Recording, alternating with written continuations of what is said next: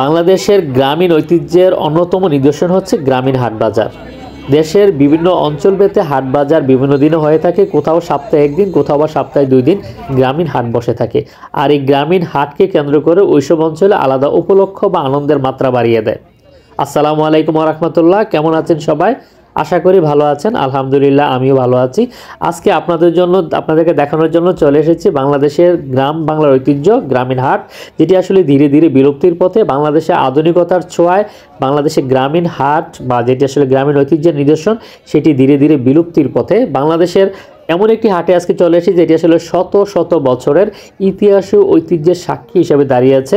রাজধানী খুব কাছে, রাজধানী ঢাকার উত্তর বাড্ডায় বেড়াইত নামা বাজার, যেটি আসলে শত শত বছরের ঐতিহ্য হিসেবে দাঁড়িয়ে আছে। বেড়াইত নামা বাজার, যেটি আসলে সপ্তাহের প্রত্যেক বৃহস্পতিবারে বসে থাকে। বেড়াইত বালু নদীর তীর ঘেঁষেও এই হাটটি গড়ে উঠেছে। শত শত বছর আগে থেকে এই হাটটি বসে আসছে। আগে যখন নদী চওড়া ছিল তখন বড় বড় নৌকা করে ব্যাপারীরা আসতেন এই হাটে। এখন বালুর নদী ভরাট হয়ে ছোট হয়ে আসছে, এখন আর আগের মতো বড় বড় নৌকা আর আসে না। এই হাটের একদম শেষ প্রান্তে আমি এখন যে জায়গাটাতে চলে আসছি, এটা হচ্ছে হাটের শেষ প্রান্ত বা দক্ষিণ প্রান্ত। এখানে আসলে প্রচুর সবজি আসে এবং সবজিগুলো হচ্ছে তরতাজা। এই বেড়াইত নামা বাজারের পাশে হচ্ছে নেউরা বা ইসাপুরা, আশেপাশে যে গ্রামগুলো রয়েছে এই গ্রামগুলো থেকে তরতাজা সবজি ব্যবসায়ীরা নিয়ে আসেন এই হাটে, এবং এই হাটের সবজির ব্যাপক সুনাম রয়েছে।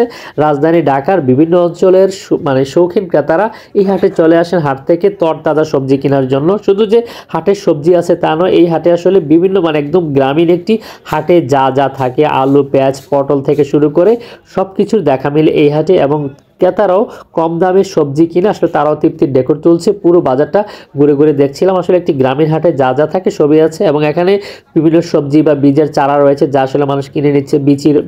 বীজ রয়েছে, সবগুলো মানুষ কিনছে। মশলাপাতি থেকে শুরু করে একটা গ্রামীণ হাটে যা যা থাকার সবই রয়েছে এই হাটে। এবং এই হাটার অন্যতম একটি বৈশিষ্ট্য হচ্ছে যে বৃহস্পতিবারে সাপ্তাহিক হাটে ঢুকতেই আপনার প্রথমে যেটি চোখে পড়বে সেখানে আসলে মিষ্টি দোকান।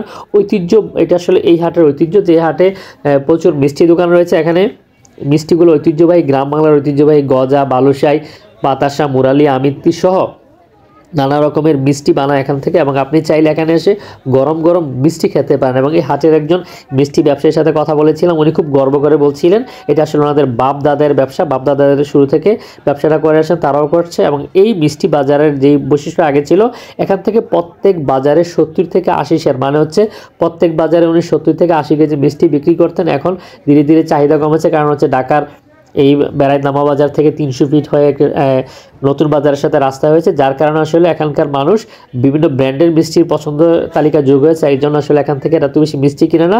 এখন প্রত্যেক বাজারে তাদের একজনের 20 থেকে 30 কেজির মতো মিষ্টি বিক্রি হয়। এছাড়া এই বাজারের আরও একটি অন্যতম বৈশিষ্ট্য হচ্ছে এই বাজারে যখন আপনি আসবেন, যেটা আসলে শুধু বাজার হাটের দিন নয়, প্রত্যেক দিনে লক্ষ্য করা যায় এখানে এই সারি সারি দোকানের পশ্চা সারি বজায় আছে, যারা আসলে চিরা মাখা বা মুড়ি মাখা বিক্রি করে। তো আমি আসলে এখানে যখনই আসি চিরা মাখা বা মুড়ি মাখা খাইতে পছন্দ করি, তো এখানকার চিরা মাখা নিচ্ছিলাম।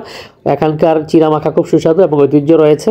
তো এখানে একজন বৃদ্ধ চাচাকে দেখলাম, বললাম চাচা আপনি আমাকে চিরা মাখা বানিয়ে দেন। এখানকার চিরা মাখা খুব সুস্বাদু, আপনারা চাইলে এখানে চলে আসতে পারেন। রাজধানী ঢাকার নতুন বাজার থেকে সরাসরি অটোরিকশা বা রিক্সাতে করে বেড়াইত নামা বাজার আসতে পারেন, যেটি বর্তমানে ঢাকা উত্তর সিটি কর্পোরেশনের 42 নং ওয়ার্ডের আওতাধীন। তো আমরা প্রত্যাশা করছি ভিডিওটি যদি ভালো লাগে অবশ্যই শেয়ার করে সবাইকে দেখার সুযোগ করে দিব, এবং আপনার কেমন লাগলো মন্তব্য করে জানাতে বলবেন না। আজকের মতো বিদায় নিচ্ছি, আজ যাচ্ছি কিন্তু যাচ্ছি না, কথা হবে অন্যদিন অন্য একটা ভিডিওতে। ভালো থাকবেন সবাই। আসসালামু আলাইকুম ওয়া রাহমাতুল্লাহ।